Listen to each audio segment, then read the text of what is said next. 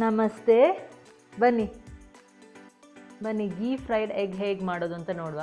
ಬೇಯಿಸಿ ಸಿಪ್ಪೆ ತೆಗೆದ ಮೊಟ್ಟೆ, ಅರ್ಧ ಟೀ ಸ್ಪೂನ್ ಅರಶಿನ ಹುಡಿ, 3/4 ಟೀ ಸ್ಪೂನ್ ಉಪ್ಪು, ಮತ್ತು 1 ಟೀ ಸ್ಪೂನ್ ಮೆಣಸಿನ ಹುಡಿ, ಅರ್ಧ ಟೀ ಸ್ಪೂನ್ ಜೀರಿಗೆ ಪುಡಿ ಮತ್ತು 1 ಟೀ ಸ್ಪೂನ್ ತುಪ್ಪ. ಮೊಟ್ಟೆಯನ್ನು ಈ ರೀತಿ ಕಟ್ ಮಾಡ್ಕೊಳ್ಳಿ.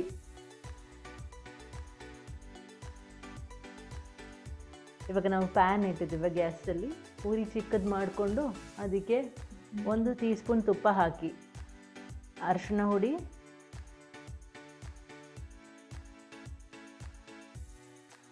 ಮೆಣಸಿನ ಹುಡಿ, ಪುಡಿ ಉಪ್ಪು,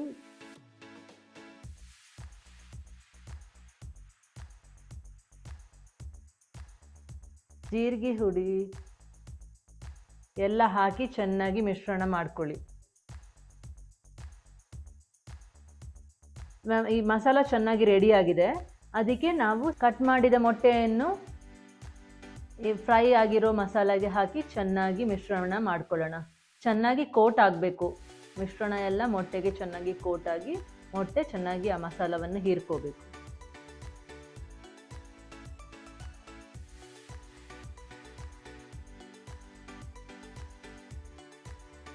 ಇದು ಗೀ ಫ್ರೈಡ್ ಮೊಟ್ಟೆ ಅಂತ ಕೋಸ್ಟಲ್ಲಿ ಸ್ಪೆಷಲ್ ಆಗಿ ನಿಮಗೆ ಮೆನುವಲ್ಲಿ ಸಿಗುತ್ತೆ.